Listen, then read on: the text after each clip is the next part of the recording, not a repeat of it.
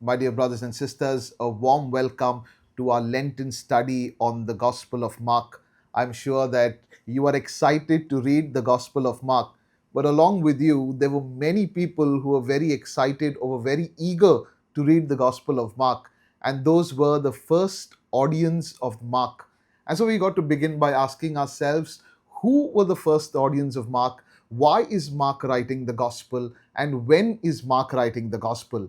The answer to the question, for who is Mark writing the gospel, is so important to read the gospel, because if we understand for who Mark is writing and why is he writing the gospel, then the entire gospel of Mark comes alive. And so Mark is writing this gospel between 65 to 70 AD. This date is roughly agreed upon by most scholars. And what is happening during this time? Why is Mark writing it during this time? You see, unless there was a real need to write, they wouldn't write. Paper was expensive, everything was expensive, it was difficult to circulate the gospel, they did not have a printing press, they did not have the internet. So, why is Mark writing? Mark is writing because the events that are happening there during the time of the writing of the Gospel of Mark are the people are asking, because of those events, who really is Jesus? And Mark is trying to explain through his gospel who really Jesus is. So let's look at some of the important events that are happening during the time that Mark is writing the gospel. The first thing happening around 64 AD is the Great Fire of Rome. Then 65 AD, approximately, you have the martyrdom of Peter and Paul. About 66 to 70 AD, you have the Great Jewish War. And 70 AD, you have the fall of Jerusalem and the destruction of the temple. And all these events put together, the people are asking who Jesus really is. You see, the first event, that is in 65 AD, the burning of Rome, Nero was the emperor then. And Nero, as an emperor, many called him crazy. He wanted land in the center of the city to build a palace. And so, what Nero does, near the Circus Maximus, he lights a fire. And that fire, because of the heavy wind, spreads across the city. Houses are destroyed, lives are lost. There is tremendous destruction happening in the city of Rome. And of course, the people are angry. They're asking who did this, and many point out to Nero, the emperor, who did this. And Nero, in order to save himself, finds a way out, and he blames the Christians. And from there begins the first state sponsored persecution of Christians. They are taken from their homes, they are dragged from their workplaces, they are dragged from the comfort of their lives, and they are taken to arenas where they are killed and eaten by lions. They are tortured, they are hunted, they are hiding in catacombs. They don't have the basic needs, the basic amenities of life. They don't have food to eat. And these are Christians who are following Jesus. And in the midst of this terrible, terrible, terrible persecution, the Christians are asking, who is Jesus? Who, who Jesus really is? If Jesus is the Messiah, why then are we being persecuted? If Jesus is the King of Kings, why then are we suffering? And so the first reason that Mark is writing is to tell these people who are suffering, these Christians who are suffering, who Jesus really is, because that is their question. If we are being persecuted, if Jesus is the Messiah, where is Jesus?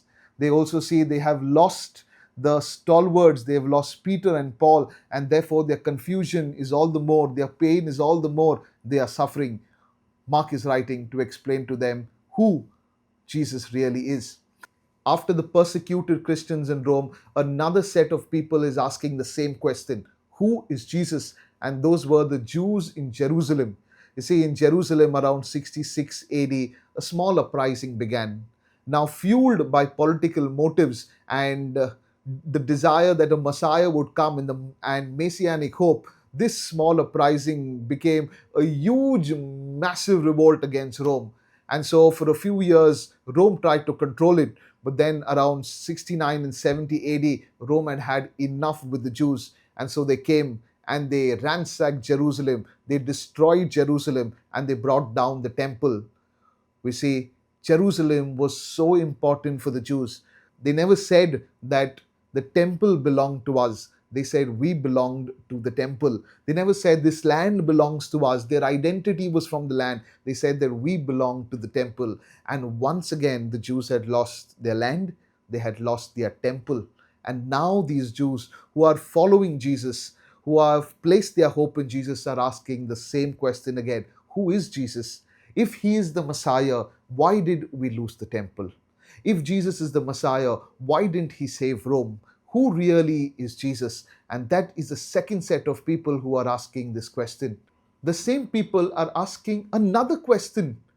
They are asking is, if Jesus were really the Messiah, why did he have to die on the cross? You see, messiahs were not supposed to die. Messiahs were supposed to come. They were supposed to conquer Rome. They were supposed to defeat the enemies of Israel. They were supposed to establish once again the glory days of King David and King Solomon. But Jesus came and he died. And he died on the cross. The book of Deuteronomy says, cursed is he who dies on the cross.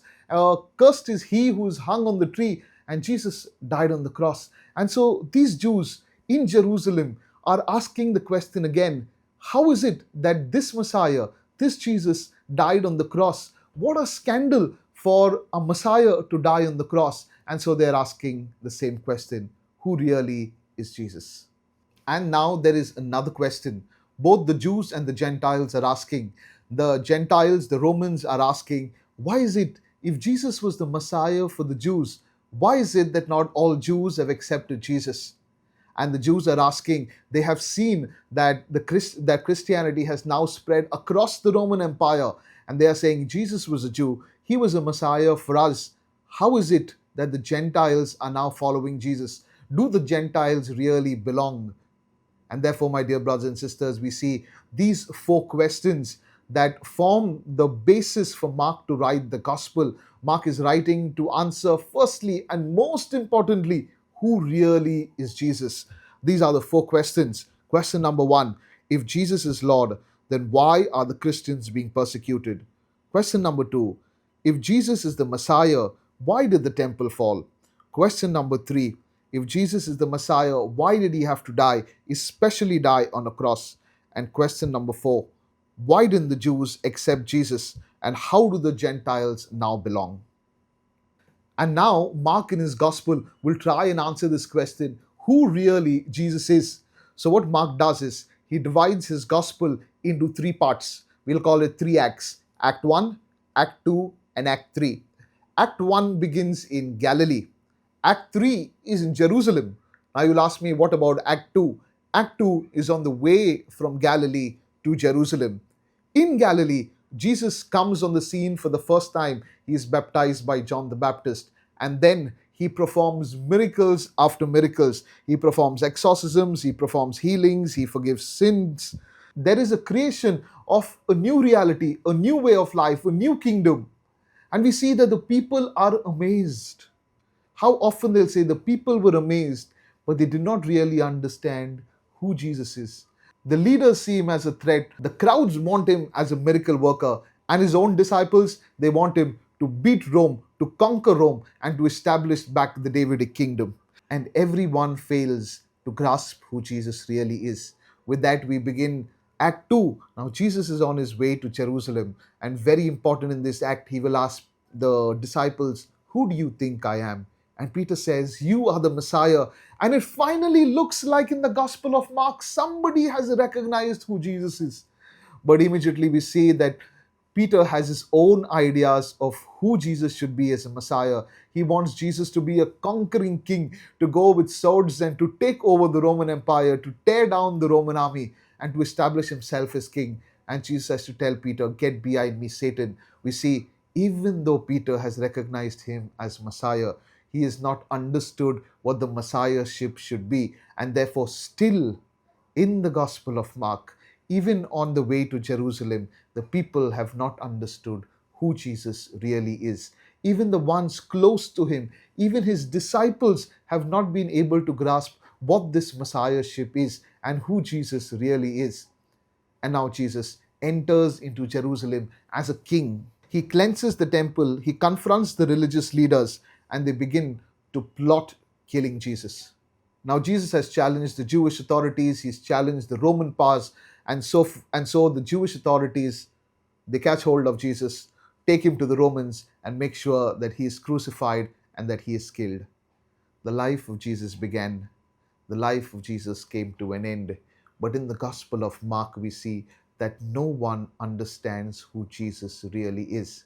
But when Jesus dies, there is one person who understands him, and that one person is a Gentile. He's not a Jew, he's a Gentile. He's the Roman centurion who says, "This truly was the Son of God." No one understood him, only the Roman centurion understood him. And now the Gospel of Mark closes. The Jesus is placed in the tomb. He's there for 3 days. On the third day, the women go to the tomb. They see the empty tomb and they see that Jesus is not there. They are told that Jesus is risen.